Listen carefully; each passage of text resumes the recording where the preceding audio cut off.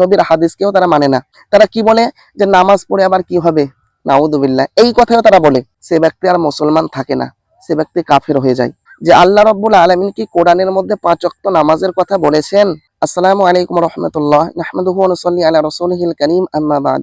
ফাআউযু বিল্লাহি মিনাশ শাইতানির রাজীম, বিসমিল্লাহির রহমানির রহিম। ফাসুবহানাল্লাহি হিনা তুমসুনা ওয়া হিনা তুসবিহুন ওয়া লাহুল হামদু ফিস সামাওয়াতি ওয়াল আরদি ওয়া আশিয়্যান ওয়া হিনা তুযহিরুন। সাদাকাল্লাহুল আযীম।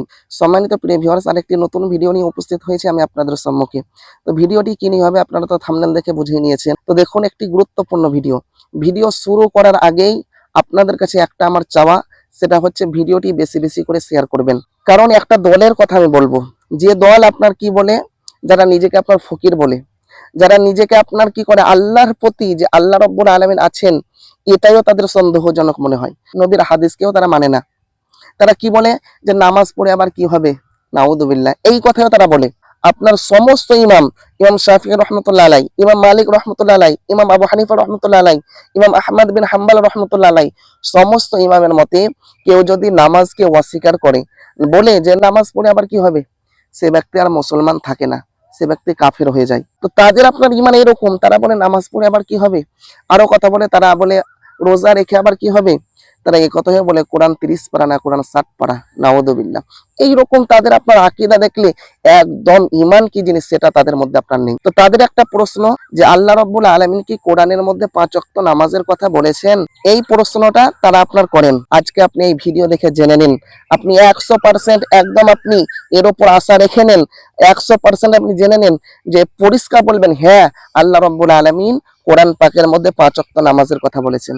বলবেন কোথায়? পারা নম্বর 21, পৃষ্ঠা নম্বর 5, বাম দিকের পৃষ্ঠা, সূরার নাম হচ্ছে রুম। আল্লাহ রাব্বুল আলামিন বলেন, ফাসুবহানাল্লাহ, তোমরা কি করো, আল্লাহর পবিত্রতা বয়ান করো। কখন করবে? হিনা তুমসুন, যখন তোমরা সন্ধ্যা করো, যখন সন্ধ্যার সময় আসবে তখন তোমরা আল্লাহর পবিত্রতা বয়ান করো। সন্ধ্যার কথা আল্লাহ রাব্বুল আলামিন বলেছেন। এখান থেকে আপনার দুটো ওয়াক্তের কথা বলেছেন মুফাসসিরিন ইকরাম। একটা হচ্ছে আপনার মাগরিবের নামাজ, আর একটা হচ্ছে ঈশার নামাজ। এটা প্রথম গেল। দ্বিতীয় নম্বর আল্লাহ রাব্বুল আলামিন বলেন ওয়াহিনা তুসবিহুন, এবং যখন তোমরা সকাল করবে, যখন সুবাহ হবে, যখন সকাল হবে তখন তোমরা আল্লাহর পবিত্রতা বয়ান করো। আর কখন করবে? ওয়ালাহুল হামদু ফিস সামাওয়াতি ওয়াল আরদ, সমস্ত প্রশংসা সেই আল্লাহর, আসমানে যা কিছু আছে, জমিনে যা কিছু আছে, সমস্ত সেই আল্লাহ রাব্বুল আলামিনের প্রশংসা। আর আল্লাহ রাব্বুল আলামিন কি বলেন? ওয়াগাশিয়া, আর তোমরা কখন নামাজ পড়বে, কখন আল্লাহর পবিত্রতা বয়ান করবে? যখন আসরের সময় হবে তখন আল্লাহর পবিত্রতা বয়ান করবে। আর কখন? ওয়াহিনা তুযহিরুন, যখন যোহরের ওয়াক্ত আসবে তখন তোমরা কি করবে? আল্লাহর পবিত্রতা বয়ান করবে। আমরা জানলাম যে আল্লাহ রাব্বুল আলামিন পবিত্র কালাম পাকের মধ্যে 5 ওয়াক্ত নামাজের কথা বলেছেন।